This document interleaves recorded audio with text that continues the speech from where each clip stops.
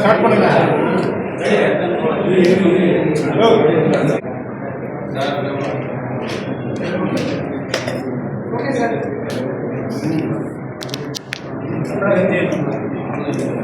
கடந்த 5 ஆண்டு காலமாக தமிழக மக்களையும் தமிழ்நாட்டையும் வஞ்சிக்கும் அரசுதான் நடந்து கொண்டிருக்கின்றது. இதற்கு உதாரணம் பெருந்தலைவர் காமராஜர் அவர்களை யூடியூபர் முக்தார் அகமது அவர்கள் திட்டமிட்டு அவதூறு பேசுகின்றார். பெருந்தலைவர் காமராஜர் கட்டிய அணைக்கட்டுகள் எல்லாம் ஓட்டையாகிவிட்டது, அவருடைய திட்டங்கள் அனைத்தும் பொய்த்துவிட்டது, அவருடைய திட்டத்தில் நாடார் சமுதாயத்தவர்கள் வளர்ந்து விட்டார்கள், அவர்கள் கலப்பட தொழில் பண்ணினார்கள், கள்ள மார்க்கெட்டை வியாபாரம் பண்ணினார்கள் என்று அப்பட்டமாக பொய் கூறி காமராஜரின் பொற்கால ஆட்சியை எந்த அளவுக்கு சிதைக்க வேண்டுமோ அந்த அளவுக்கு சிதைத்தார். இதை எங்கள் சமுதாயம் மட்டுமல்ல, தமிழகத்தில் உள்ள அனைத்து தமிழ் சமுதாயமும் தட்டி கேட்டது. ஆனால் ஆட்சியில் இருக்கக்கூடிய அந்த அரசு நிர்வாகம் அந்த முக்தாரை கைது செய்ய சொல்லியிருந்தோம். கைது செய்யவில்லை, மாறாக முக்தார் வீட்டுக்கு பாதுகாப்பு, முக்தாருக்கு போலீஸ் பாதுகாப்பு என்ற நிலை ஏற்படும் பொழுது அப்பொழுதுதான் எங்களுக்கு இந்த முக்தாரின் பேச்சுக்கு பின்னால் அரசே இருக்கின்றது, அரசே குண்டுகின்றது, அரசே தமிழர்கள் மீது தமிழ் தலைவர்கள் மீது வழிகூற துணை நிற்கின்றது என்பதை புரிந்து கொண்டோம். அவர் மீது நடவடிக்கை எடுக்கவில்லை என்ற காரணத்தால் உச்சகட்ட போராட்டமாக காவல் தலைமை இயக்குனர் அலுவலகை முற்றுகை போராட்டம் நடத்தினோம். கிட்டத்தட்ட 500-600 பேர் கைதாகும். அதற்கு பிறகு அவர்கள் இந்த முடிவெடுக்கவில்லை. அன்று எங்கள் சமுதாயம் முடிவெடுத்தது, இந்த தேர்தலில் திராவிட முன்னேற்ற கழகத்திற்கு நாடார்கள் வாக்கு கிடையாது என்று அன்றை முடிவெடுத்தோம். அதை இங்கு பேசுவதற்கு தான் இந்த கூட்டம். அதுபோல தென் மாவட்டத்தில் காங்கிரஸில் திருநெல்வேலி கிழக்கு மாவட்ட தலைவர் படுகொலை செய்யப்பட்டார். செய்யப்பட்டு கிட்டத்தட்ட 2 வருடத்துக்கு மேல ஆகிப்போச்சு. அந்த நெருக்கத்திலேயே முதல்வர் செல்லுக்கும் தலைமை காவல் இயக்குனர் அவர்களுக்கும் நேரில் சென்று மனு கொடுத்தோம். இதுவரை கொலையாளிகளை கண்டறியவில்லை. அவர் கிறிஸ்தவ நாடா, திமுக நாங்க கிறிஸ்தவ சிறுபான்மை இனத்திற்கு நாங்க தான் பாதுகாப்புன்னு சொல்றாங்க. அப்பட்டமான பொய். இறந்தவர் கிறிஸ்தவர், அவருக்கு எந்த விதமான அந்த குற்றவாளிகளை கண்டுபிடிக்கிற செயலில் ஈடுபடவே இல்லை. நான் இன்று சொல்றேன், இந்த பிரஸ் மீட்ல இறந்தவர் காங்கிரஸ்காரர், காங்கிரஸ் மாவட்ட தலைவர், இப்போ காங்கிரஸ் தலைவர் ராகுல் காந்தி அவர்கள் தமிழகத்துக்கு வரமாட்டேங்கிறாங்க. ஏன்? தனது மாவட்ட தலைவரே கொண்டுட்டாங்க, தனது மாவட்ட தலைவரே கொண்டுட்டாங்க. அப்படிங்கிறதுலதான் காங்கிரஸ் இந்திய தலைவர் தமிழ்நாட்டுக்கு வரவில்லை. அப்ப என்ன நினைக்கிறோம்? நான் சிபிசி விசாரணை கேட்டேன், அது கொடுத்தாங்க, என்னை என்கொயரி பண்ணாங்க. அப்ப சிபிசி என்ன சொல்றாங்க? யாருமே வாயை திறந்து பேச மாட்டேங்கிறாங்க. நான் சொன்னேன், கிராம மக்கள் என்னிடம் பேசினார்கள், இதுக்கு பின்னால் ஆளும் அரசு இருக்கின்றது, அரசியல்வாதிகள் இருக்கின்றார்கள் என்று சொன்னேன். அதற்கு பிறகு எந்த நடவடிக்கையும் எடுக்கப்படவில்லை. இதனால் அந்த கொலைக்கும் இந்த அரசுக்கும் நெருங்கிய தொடர்பு இருக்கின்றது. அதனால்தான் ராகுல் காந்தி தமிழகத்துக்கு வரவில்லை.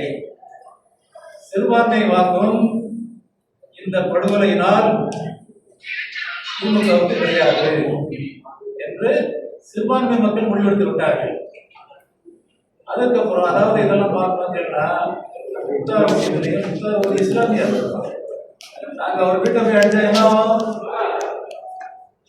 ஆண் இல்லையா, படம் இல்லையா, பலம் இல்லையா, எங்களால் முடியும். உடனே இஸ்லாமியருக்கும் நாடார்களுக்கும் மோதல் என்று கூறுவதற்கு இந்த அரசு தயாராக இருக்கின்றது. இப்ப பாத்தீங்கன்னா நாங்குநேரி 2 பேர் போல ஒரு 7-8 பேர் அல்வா வெட்டு. என்ன மோட்டிவ், என்ன காரணம் யாருக்கு தெரியாது. இது இந்த அரசால் திட்டமிட்டு தேர்தல் வாக்கை பெறுவதற்காக தூண்டப்பட்ட கொலை, இரட்டை கொலை. அந்த 2 கொலை பண்ணவங்க எது சொல்லிட்டு போறாங்க? எங்க தமிழ் சமுதாயத்தின் பெயர் சொல்லிட்டு போறாங்க. அந்த தேவரை பகிர்ந்தியா? தேவர் யாரு? தமிழ் சமுதாயம். கட்டப்பட்டவங்க யாரு? தமிழர்கள். ஆக தமிழ் சமுதாயத்திற்குள்ள விளைவை ஏற்படுத்தும் வேலைய திராவிட முன்னேற்ற கழக அரசே செய்கின்றது. அப்பட்டமான உண்மை. நான் யார் மேலும் தேவர் மேலேயோ, எங்க சமுதாய தமிழ் சமுதாய பறையரின் மேலேயோ, நாடாரின் மேலேயோ குறை சொல்லல. இது இந்த திராவிட முன்னேற்ற கழகத்தின் திட்டமிட்ட சாதி மோதலை தூண்டும் செயல். அதுபோல ஆலங்குளத்தில் நடந்துச்சு. பனை தொழிலாளி, அந்த பனை தொழிலாளி பதநீர் இறக்குறானோ கல் இறக்குறானோ நமக்கு வேண்டாம். பதநீர் இறக்குனா அனுமதிச்சுக்க, கல் இறக்குனா அதுக்கு இவங்க என்ன தண்டனை வேணுமோ கொடு. அவனை கூட்டிட்டு வந்து பனையில ஏறு. ஏன் உனக்கு சந்தேகம் இருந்தா நீ ஆள் வச்சு ஏற வேண்டியதானே? அந்த இன்ஸ்பெக்டர் யாரு? துணை ஆய்வாளர். அவர் ஒரு மரவர் இனத்தை சேர்ந்தவர், தமிழ் சமுதாயம். விவசாயி யாரு? பனை தொழிலாளர் யாரு? நாடார் இனத்தை சேர்ந்தவர், தமிழ் சமுதாயம்.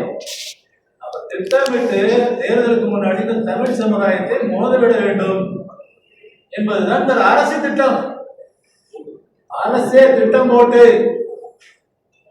அரசு இயக்கின்ற திருவாளர் ஸ்டாலின் அவர்கள் திட்டம் போட்டு இந்த சாதி மோதலை உருவாக்குவதுதான் ஆலங்குளம் துப்பாக்கி சூடு. நான் கேட்கிறேன், முதல்வர் அவர்கள் ஸ்டாலின் அவர்கள் கடந்த காலத்துல பாத்தீங்கன்னா போதையின் பாதையில் சென்று விடாதீர்கள் அப்படி மனமுருக கேட்பாரு. மக்கள் எல்லாம் என்ன நினைச்சாங்கன்னா டாஸ்மார்க்கு போகாதீங்கன்னு சொன்னாங்களோ அப்படின்னு பார்த்தா இவரு கஞ்சா அபிநயிக்கிறதுக்கு சொல்றாரு. விளம்பரங்க, தமிழ்நாட்டுல கஞ்சா அபின விளம்பரம் விற்பனைக்கு திறந்து விட்டோம், நீங்களாம் வாங்கிடுங்க விளம்பரம். அங்க ஒரு முதல்வர் கஞ்சாவுக்கு விளம்பரம் செய்கின்ற அவல நிலை. இன்னைக்கு 2 வயசு பிள்ளை, பெண் பிள்ளை கற்பழிக்கப்படுகின்றார், 70 வயசு பாட்டி கற்பழிக்கப்படுகின்றார். கல்லூரி மாணவிகள், வேலைக்கு செல்லும் பெண்கள் வீடு திரும்புவார்களா இல்லையா என்று தெரியவில்லை. காரணம் நம்ம முதல்வர்கள் விளம்பரம். போதையின் பாதையில் செல்றார்கள் காட்டுறாரு. எல்லாத்துக்கும் கஞ்சாவெல்லாம் வந்துருச்சு, வாங்கி சாப்பிட்டு இந்த வியாபாரத்தை பண்றது யாருங்க? பக்கா திராவிட முன்னேற்ற கழக நிர்வாகிகள். இதை தடுக்கவே மாட்டாங்க. அவங்க கால துப்பாக்கி சுட மாட்டாங்க காவல்துறை அதிகாரிகள். அந்த அப்பாவி அடுத்த வேளை சோத்துக்க பணம் ஏறினாதான் உண்டு, அவங்க காலில் சுட்டு இருக்கிறாங்க. இதெல்லாம் அநீதி. அநீதி தடுக்கப்பட வேண்டும். அதாவது நாடார் சமுதாயத்திற்கு மட்டும் நடந்த அநீதி இல்ல, தமிழ் சமுதாயத்திற்கு மிகப்பெரிய அநீதி நடக்குது. தமிழர்களுக்கு இடஒதுக்கீடு இடம் இல்லை. எங்க தமிழ்நாடு முழுக்க இருக்க பல்லர் பறையர் இவங்கெல்லாம் யாரும் அரசு உத்தியோகத்தில் இல்லைங்க. 19% இடஒதுக்கீடு யார் இருக்கா? திமுகவால் உருவாக்கப்பட்ட ஜாதிகள். தமிழ் ஜாதியர் ரோடு, பள்ளி, முதலிடங்கள்லாம் அடிச்சாங்க. ஜாதி அடிக்கலைங்க, தமிழ் அடிக்கிற வேலை. தமிழ் ஜாதி அதான் இந்தி அடிச்சா எதை அடிக்கிறாங்க? இந்தி எழுத்தான் அடிக்கிறாங்க. ஜாதி அடிக்கணும் எதை அடிக்கிறாங்க? ஜாதி எழுத்தான் அடிக்கிறாங்க. தமிழ் தான் அடிக்கிற இந்தியா அடிக்கிறாங்க. நாங்க ஒத்துக்கிட்டோம்ல. ஜாதி அடிக்கும்போது தமிழ் தானே அடிச்ச. நிச்சயமா தமிழை அடித்தார்கள் திராவிட முன்னேற்ற கழக அரசு. அதற்கு பின்னாடி தமிழ் ஜாதி எல்லாம் அடிச்சுட்டாங்க. பாருங்க, எங்கூர்ல நாயர் பாலச்சாலைன்னு இருக்கு. நாயர் பாலம் இங்கெல்லாம் கடந்து வந்து எங்கூர்ல.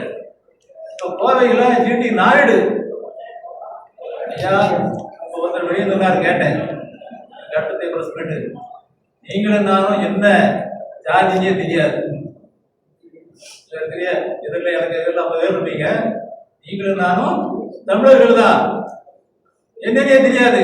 நான் வெங்காய நாயுடு சொல்லும் பொழுது, நான் சந்திரபாபு நாயுடு சொல்லும் பொழுது, நான் ரேவந்த் ரெட்டின்னு சொல்லும் பொழுது தமிழ் சமுதாயம். ஆக முதல்ல ஜாதிய கொலை பண்ணாங்க, தமிழரையும் சேர்த்து கொலை பண்ணிட்டாங்க. இது இந்த திராவிட முன்னேற்ற கழக அரசு செஞ்சு கேளுங்க. இப்போ திமுக ஆட்சியில யாருமே எதிர்பார்க்கல 2021 ஐயா முதல்வர் அவர்கள் திராவிட மாடல் அரசு சொன்னாங்க. அப்பதான் நாங்க தமிழர்கள் எல்லாம் வெளிப்படைகிறோம். குஜராத் மாடல் அரசு,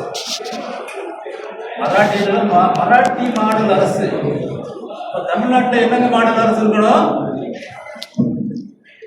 தமிழ் மாடல் அரசு இருக்கணும், இல்லைன்னா தமிழ்நாடு மாடல் அரசா இருக்கலாம்.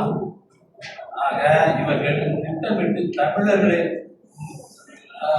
சாதி வாரியா அடித்தது போக தமிழ்நாட்டையும் அடிக்கிறதுக்கு திட்டமிட்டார்கள். அடுத்த கட்டமா